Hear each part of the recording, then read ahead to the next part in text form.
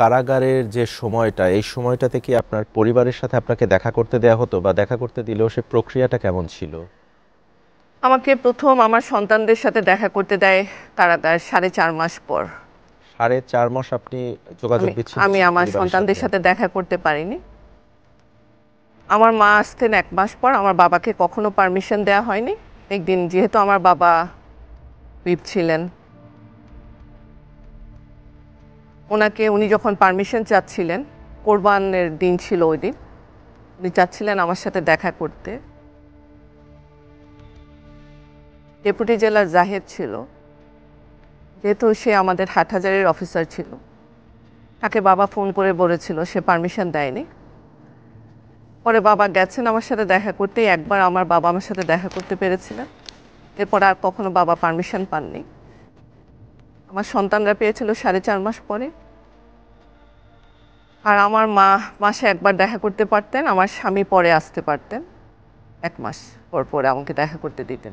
প্রক্রিয়া ছিল এমন। আসলে কারাগারে আমার যে ফাইলটা ছিল না, সেই ফাইলটার উপরে আর রেড কালি দিয়ে নাকি লেখা থাকতো আমি জঙ্গি আসামির যে নিয়ম কানুন, সেগুলো মেনে আমাকে তারা দেখা করতে দিত, বা আমার জন্য সেই নিয়মগুলো ফলো করা হতো। আপনার ক্ষেত্রে অনেক রেস্ট্রিকশন হ্যাঁ, করা হ্যাঁ, অনেক হতো। রেস্ট্রিকশনস ছিল। এই যে দীর্ঘ সময়টা আপনি কারাগারে ছিলেন, প্রায় 1 বছরের কাছাকাছি, ওখানে আসলে কি কোনো নির্যাতনের শিকার হতে হয়েছে? ওখানে শারীরিক নির্যাতন হয়নি, তবে মানসিকভাবে অনেকভাবে নির্যাতিত হয়েছি। যেমন একজন নারীকে তারা নিয়ে আসছিল, যার মুখে অনেকগুলো ব্লেড থাকতো। আসামি ছিল? আসামি না, এগুলো আসলে তাদেরই তৈরি করা কিছু মানুষ কারাগারে আনে, যদি কাউকে মেন্টালি ট্রমাটাইজ করতে হয়। এগুলো তাদের পলিসি, পরে গিয়ে বুঝতে পেরেছি আমি। তো সেই মহিলা এসে কি করতো, আমার আশেপাশে ঘুরঘুর করতো, আর আমাকে ওই ব্লেডগুলো মুখ থেকে বের করে করে দেখাতো। একদিন আমি নামাজ পড়ে শুয়েছি সকালবেলা, চোখ খুলে দেখি সে আমার মাথার কাছে দাঁড়ানো, ব্লেডটা বের করে আমাকে কেটে দিবে, এবং আমাকে এটা বিশ্বাস করানোর জন্য আরেকটা মেয়েকে সে কিন্তু কেটে দিয়েছে। আমি খুব অবাক হয়েছি। এভাবে আমাকে বিভিন্ন, ধরেন এমনভাবে আচরণ করতো যে তারা আমাকে নজরদারিতে রেখেছে। আমি টয়লেটে গেলে দরজা খুলে আমাকে টয়লেটে যেতে হতো। আর আমাকে লাল রঙের একটা পানি দেয়া হতো, যেটা দিয়ে আমি গোসল করতাম।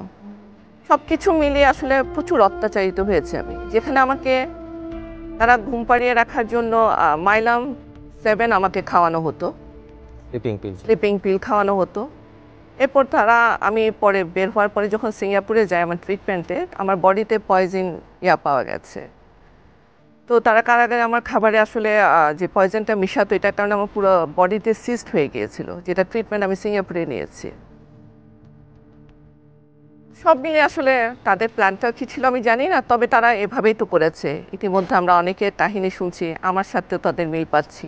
অর্থাৎ জেলে যে খাবারটি দেয়া হয়, এখানে আমরা যে স্লো পয়জনিং এর কথা জি, শুনি, এটা জি, কি আসলেই এটা সত্যি আসলেই বিষয়টা? সত্য, আসলেই সত্য, কথাটা আসলেই সত্য।